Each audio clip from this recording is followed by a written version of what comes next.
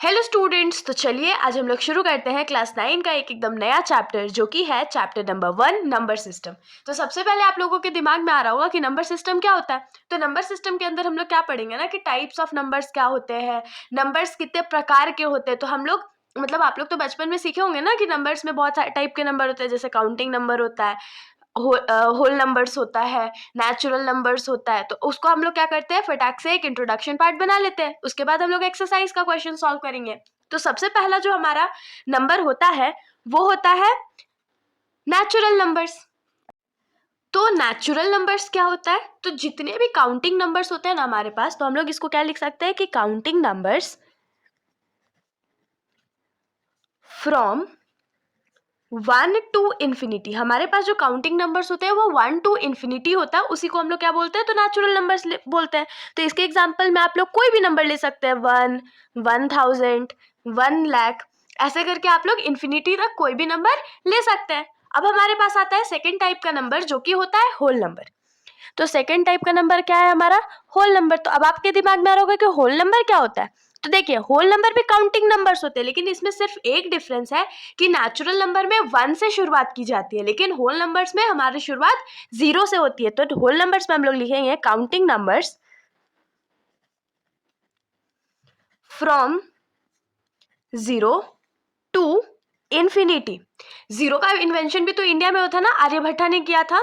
तो जो counting number 0 से शुरू हो रहे हैं तो वो किसके अंदर आते हैं, तो होल नंबर्स के अंदर आते हैं। तो इसका एग्जाम्पल में आप लोग लिख सकते हैं 0, 1, 2। एग्जाम्स में ये बहुत कॉमन क्वेश्चन है कि होल नंबर में जो डिजिट जो एकदम अलग है वो कौन सा है, तो 0 है, क्योंकि 0 नेचुरल नंबर्स में नहीं आता है। अब हम लोग आ जाते हैं थर्ड टाइप ऑफ नंबर्स में। तो थर्ड टाइप ऑफ नंबर्स हमारा क्या होता है, तो इंटीजर्स होता है। तो इंटीजर्स क्या होता है भाई, तो जो भी काउंटिंग नंबर्स है उसका पॉजिटिव और नेगेटिव फॉर्म जब दोनों हम लोग काउंट करने लगे तो उसको इंटीजर नंबर बोलते हैं। जैसे हम लोग इसका डेफिनेशन लिख सकते हैं, counting numbers with its negative form. तो नेगेटिव फॉर्म के साथ जितने भी काउंटिंग नंबर्स है उसको हम लोग किसके अंदर काउंट करते हैं, तो इंटीजर्स के अंदर काउंट करते हैं। जैसे कि माइनस इन्फिनिटी से ये शुरू होते हैं, उसके बाद इसको आप लोग लिख सकते हैं -2, -1, फिर 0, फिर 1, फिर 2, और इसको हम लोग एक्सटेंड कर सकते हैं प्लस इन्फिनिटी तक। तो इसके एग्जाम्पल में आप लोग कुछ भी ले सकते हैं। मान लीजिए अगर नेगेटिव एग्जाम्पल हम लोग ले तो नेगेटिव में हम लोग लिख सकते हैं 1225, या पॉजिटिव में ले तो 1225। कोई भी नंबर ऐसे आप लोग करके एग्जाम्पल में ले सकते हैं। अब हम लोग आते हैं फोर्थ टाइप ऑफ नंबर्स पे। तो फोर्थ टाइप ऑफ नंबर्स जो हमारा है वो है फ्रैक्शनल नंबर्स। फ्रैक्शनल नंबर आप लोग लिखिए या उसको रैशनल नंबर लिखिए, बात बराबर होता है। तो यहाँ पर हम लोग लिखेंगे रैशनल नंबर्स। तो अब रैशनल नंबर्स क्या होता है, सबसे इंपॉर्टेंट क्वेश्चन यही है जिसका डेफिनेशन आप लोग को एग्जाम में लिखने के लिए आएगा कि what do you mean by rational numbers. तो वहां पर तो दिमाग लगाना पड़ेगा कि रैशनल नंबर्स क्या होता है। तो इसका डेफिनेशन आप लोग लिख सकते हैं, बहुत स्पेसिफाइड डेफिनेशन है कि those numbers which can be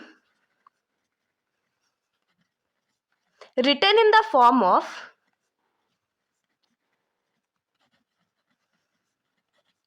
P by Q, where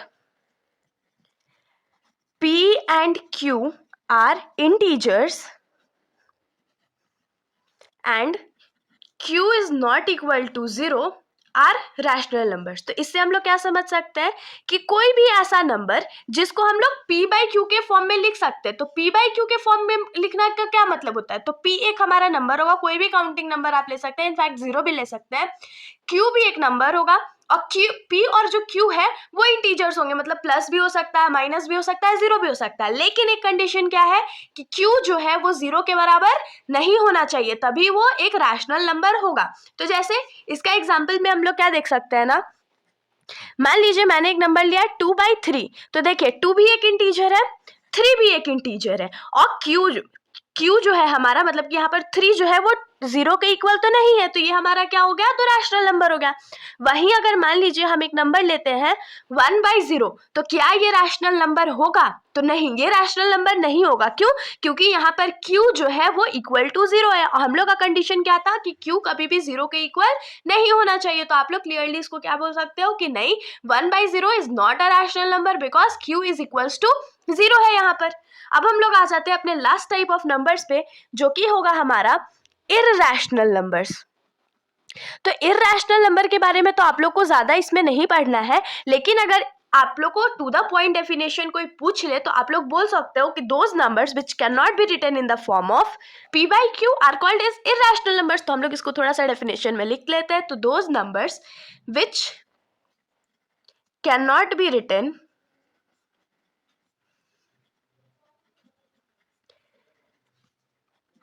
in the form of p/q is irrational number. मतलब कि इन नंबरों को ना हम लोग p/q के फॉर्म में तो लिख ही नहीं सकते। आप लोग कुछ भी कर लो, इसको p/q के फॉर्म में नहीं लिख सकते हो। जैसे कि मान लीजिए √3 है, तो √3 जो है क्या वो एक इंटीजर है, तो हम लोग लिख लेते हैं इंटीजर। तो आप लोग जल्दी जल्दी सोचिए, √3 इंटीजर होता है क्या? नहीं, ये इंटीजर नहीं होता। अगर इसके नीचे हम लोग 1 लगा भी दे तो 1 तो इंटीजर है, लेकिन हमारा जो p का वैल्यू है वो इंटीजर नहीं है, इसीलिए ये कौन सा नंबर हो जाएगा, तो इररेशनल नंबर हो जाएगा। वैसे ही आप लोग इसको लिख सकते हैं √3, √2, √5, √21, ऐसे जो नंबर्स है वो हमारे क्या हो जाएंगे, तो इररेशनल नंबर, क्योंकि हम लोग इसको p/q के फॉर्मूले में नहीं लिख सकते हैं। तो इसके साथ हमारा जो टाइप्स ऑफ नंबर्स था उसका बेसिक इंट्रोडक्शन यहीं पर खत्म हो जाता है। नेक्स्ट वीडियो में हम लोग अपना नया एक्सरसाइज 1.1 का क्वेश्चन नंबर 1 देखेंगे। तो अगर आप लोगों को वीडियो अच्छी लगी हो तो वीडियो को लाइक कर दीजिएगा, और मेरे चैनल को बिना सब्सक्राइब किए कहीं मत जाइएगा। Thank you.